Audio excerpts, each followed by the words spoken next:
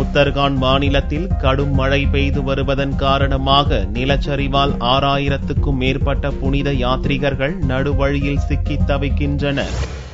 உத்தரகாண்ட் மாநிலத்தில் உள்ள கேதார்நாத், பத்ரிநாத், யமுனோத்ரி ஆகிய 4 இந்து மத புனித ஸ்தலங்களுக்கு ஆண்டுதோறும் பக்தர்கள் யாத்திரை மேற்கொள்வது வழக்கம். இந்த ஆண்டு கடந்த மே மாதத்தில் துவங்கிய யாத்திரையில் பல்லாயிரக்கணக்கான பக்தர்கள் பங்கேற்று புனித ஸ்தலங்களுக்கு மலைப்பாதைகள் வழியாக நடந்து சென்று வருகின்றனர். இந்நிலையில் கடந்த 4 நாட்களாக உத்தரகாண்ட் மாநிலத்தில் பலத்த மழை தொடர்ச்சியாக கொட்டி வருகிறது.